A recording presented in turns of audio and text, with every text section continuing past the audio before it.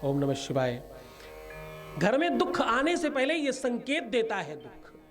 घर में तुम्हारे तकलीफ आने के पहले, संकट आने के पहले, मुसीबतें आने के पहले, जब तुम्हारे घर विपदाएं और आपदाएं आने वाली होती हैं, उसके पहले ये संकेत आने शुरू हो जाते हैं। शिव भक्तों, ये बात बहुत ध्यान से सुनना।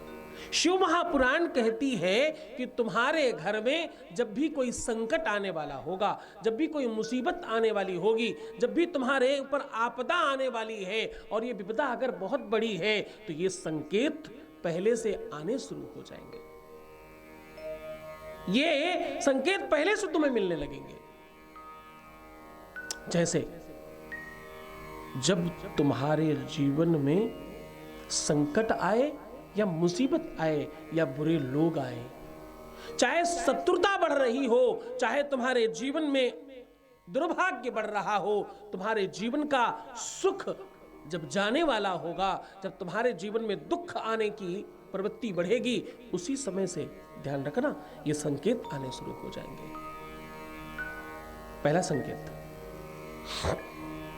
पहला संकेत है कि आपके शरीर से दुर्गंध आने लगेगी।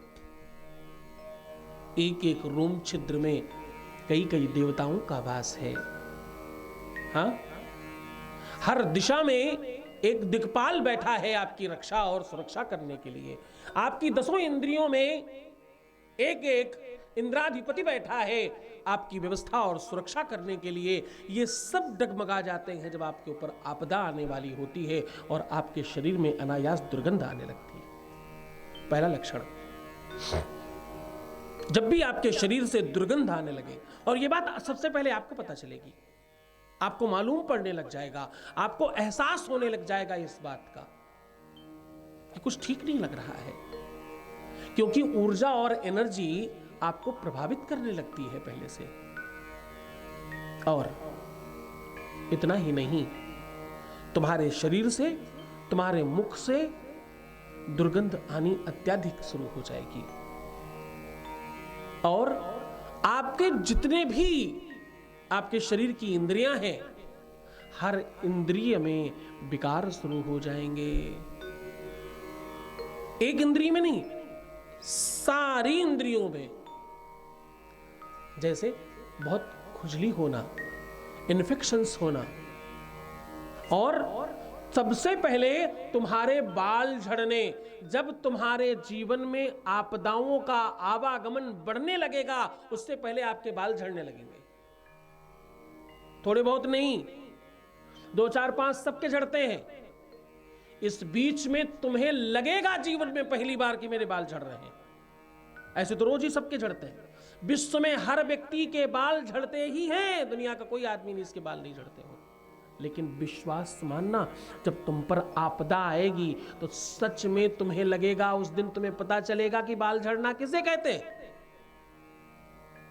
उस दिन तुम्हें एहसास होगा इस बात का कि बाल झड़ना किसे कहते हैं। और जब तुम पर आपदा आने वाली होगी, जब तुम पर विपदा आने वाली होगी, जब तुम पर संकट आने वाला होगा, जब तुम्हारे जीवन में दुख आने वाला होगा, तो कुछ चापलूस, कुछ थोड़े लोलुप लोग, कुछ लोभी और प्रलोभी लोग, कुछ तुम्हारे आसपास मक्षर प्रवृत्ति के लोग, कुछ तुम्हारे जीवन में बहुत तुम्हारी बड़ाई और प्रशंसा करने वाले लोग, चाटुकार लोग, तुम जिसे चम्मच कह सकते हो, तुम जिसे जिस भी रूप में जानना चाहते हो उस रूप में जानो, वो तुम्हारे आसपास बढ़ने लग जाएंगे। ऐसे लोग, ऐसे लोगों की बहुतायतता हो जाएगी।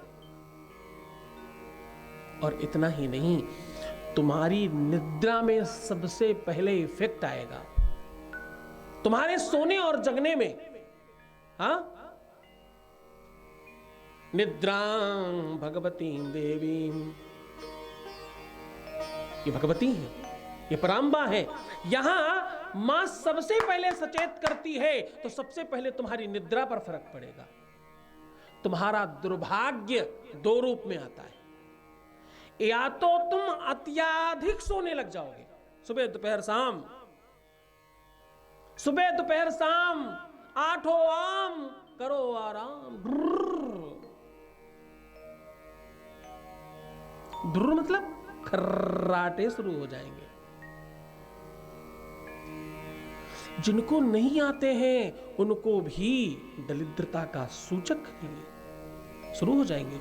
शारीरिक रोग है ये, कोई अच्छी चीज थोड़ी है, ये कोई सहज नहीं है, ना कोई कर रहा है, ये शारीरिक व्याधि है, एक विकार है, एक रोग है, एक संकट है जिसे आप लाद कर घूम रहे हैं। और या तो सारी सारी रात आप सोएंगे नहीं या सो पाएंगे नहीं,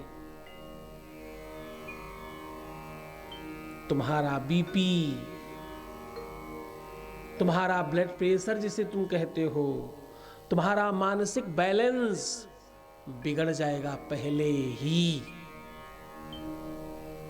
और सबसे पहले तुम्हारे स्वजन जो तुम्हें सबसे प्रिय हैं वो तुम पर विश्वास करना बंद कर देंगे, यकीन करना बंद कर देंगे।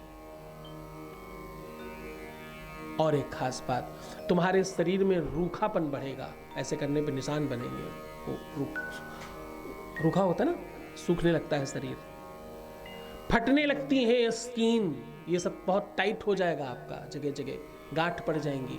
पैरों में सबसे पहला रूखापन, सूखापन और जो स्किन की खराबी आएगी वो तुम्हारे फेस और तुम्हारे पैर पर आएगी, सबसे ऊपर और सबसे नीचे, आदि और अंत।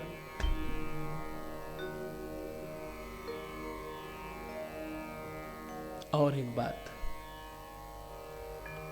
इस बीच में सबसे महत्वपूर्ण और सबसे खास बात, तुम्हारा मन पूजा में नहीं लगेगा, तुम्हारा मन मंदिर जाने में नहीं लगेगा, तुम्हारा काम का सत्कर्मों में जाने की इच्छा ही नहीं होगी, तुम करना भी चाहोगे तो तुमसे नहीं होगा, तुम तीर्थ में जाकर वापस आ जाओगे, तुम अच्छा कर्म करते करते रह जाओगे और शुभ कामों से तुम अलग हो जाओगे।